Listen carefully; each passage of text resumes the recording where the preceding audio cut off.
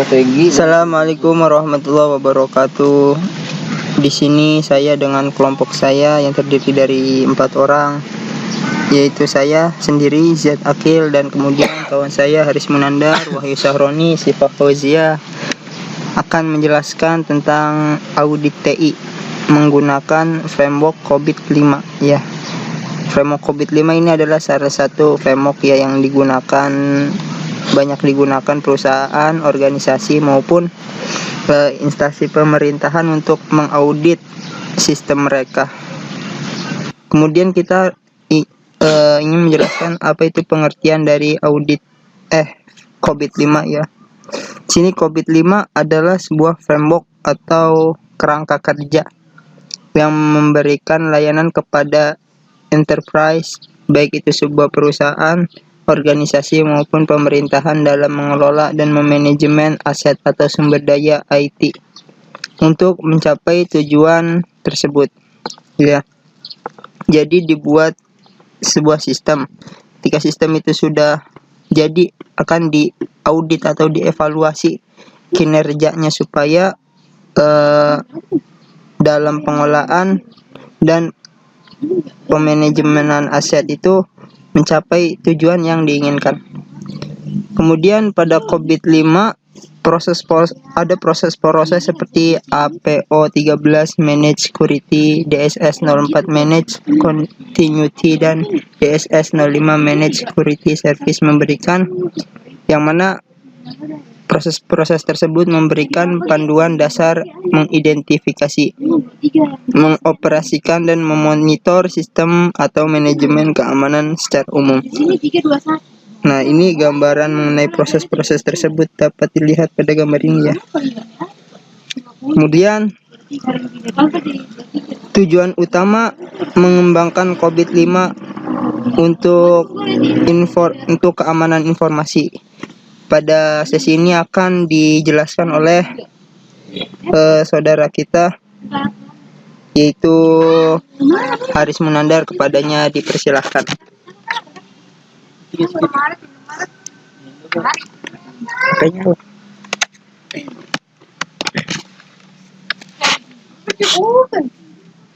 Materinya nih bener. Ya, kalau yang ngerjain UTS mah tuh udah ada.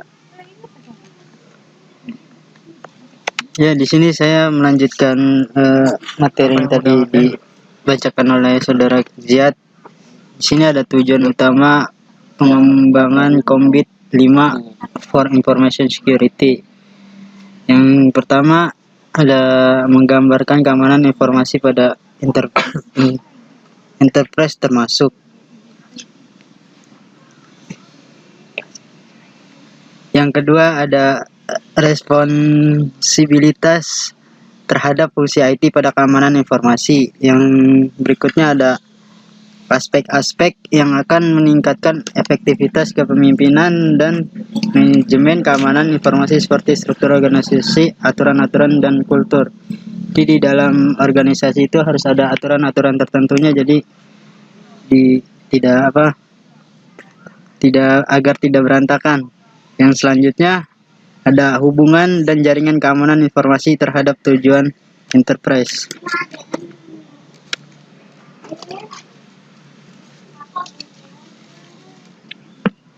Nah, pada COVID 5 ini juga dapat memenuhi kebutuhan enterprise untuk yang pertama ada menjaga resiko keamanan pada level yang berwenang dan melindungi. Jadi di sini harus ada keamanannya juga dari yang berwenang. Untuk informasi terhadap orang yang tidak berkepentingan atau tidak berwenang untuk melakukan modifikasi yang dapat mengakibatkan kekacauan. Yang kedua, memastikan layanan dan sistem secara berkelanjut dapat digunakan oleh internal dan eksternal. Yang ketiga, mengikuti hukum dan peraturan yang relevan.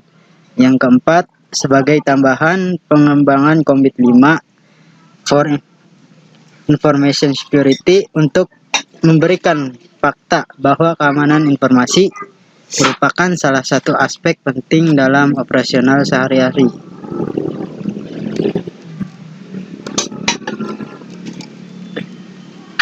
Oke. Dan yang selanjutnya akan dijelaskan oleh Saudara Siva Fauzia. Teredit.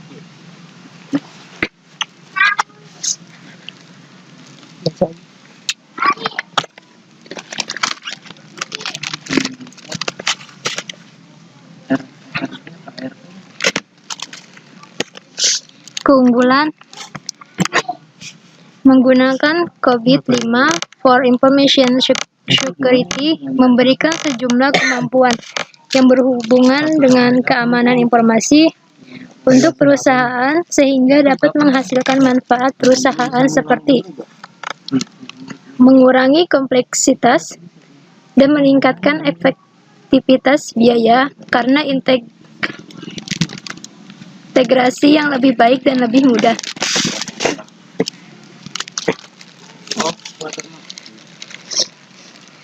Meningkatkan kepuasan pengguna, meningkatkan integrasi keamanan informasi dalam perusahaan, menginformasikan risiko keputusan dan risk awareness, meningkatkan pencegahan, deteksi, dan pemulihan, mengurangi insiden atau dampak keamanan informasi, meningkatkan dukungan untuk inovasi dan daya saing, meningkatkan pengelolaan biaya yang berhubungan dengan fungsi keamanan informasi, dan terakhir, pemahaman yang lebih baik dari keamanan informasi.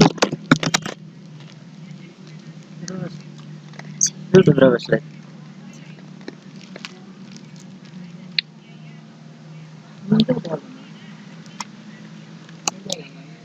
Prinsip COVID-5. Prinsip 1, meeting stakeholder need. Keberadaan sebuah perusahaan untuk menciptakan nilai kepada stakeholder, termasuk stakeholder untuk keamanan informasi. Didasarkan pada pemeliharaan keseimbangan antara realisasi keuntungan dan optimalisasi risiko dan penggunaan sumber daya yang ada.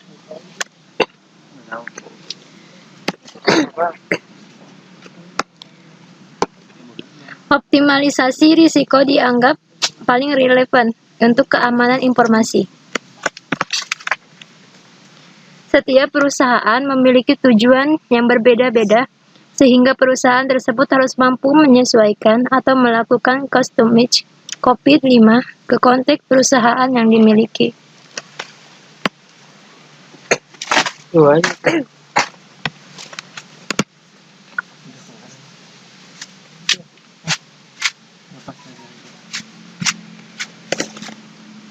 Prinsip 2. Covering the enterprise end-to-end. COVID-5 mengintegrasikan IT enterprise pada organisasi pemerintahan dengan cara mengakomodasi seluruh fungsi dan proses yang terdapat pada enterprise. COVID-5 tidak hanya fokus pada fungsi IT, namun termasuk pada pemeliharaan informasi dan teknologi terkait sebagai aset layaknya aset-aset yang terdapat pada enterprise. Mengakomodasi seluruh stakeholder, fungsi dan proses yang relevan, dan keamanan informasi.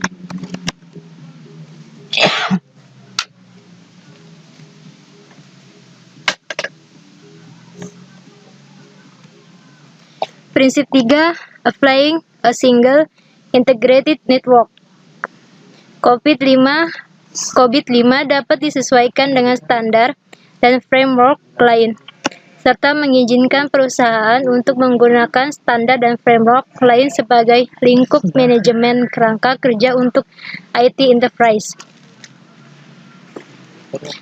COVID-5 for Information Security membawa pengetahuan dari versi ISACA sebelumnya seperti COVID, BMIC, RIX IT for IT dengan panduan dari standar ISO yang merupakan standar ISF untuk keamanan informasi dan US National Institute of Standards and Technology.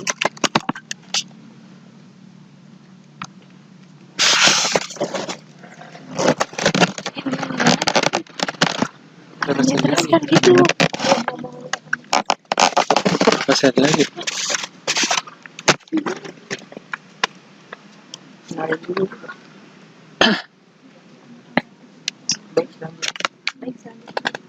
Baik, selanjutnya saya akan menjelaskan.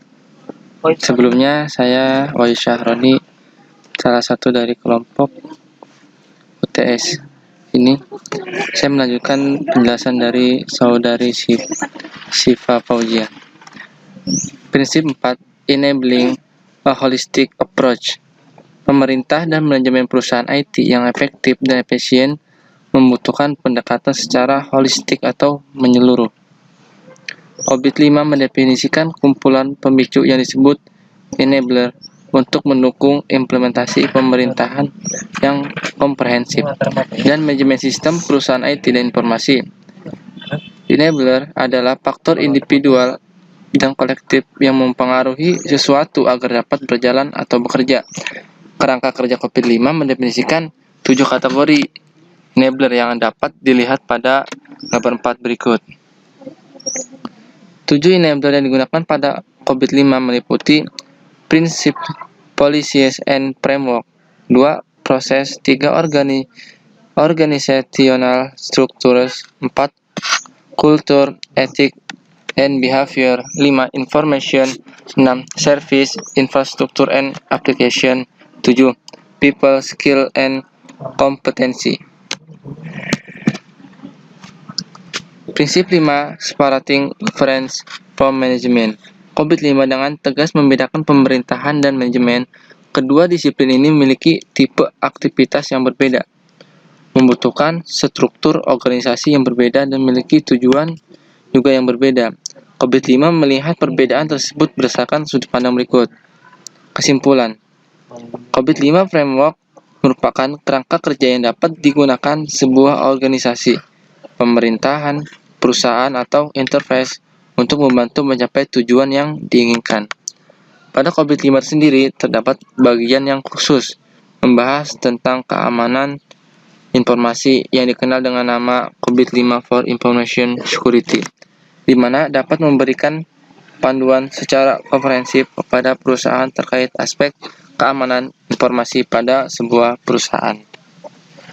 Cukup sekian presentasi dari kelompok kami. Mohon maaf bila ada kekurangan, bila ada kesalahan kata. Wabillahi taufiq wal hidayah. Wassalamualaikum warahmatullahi wabarakatuh.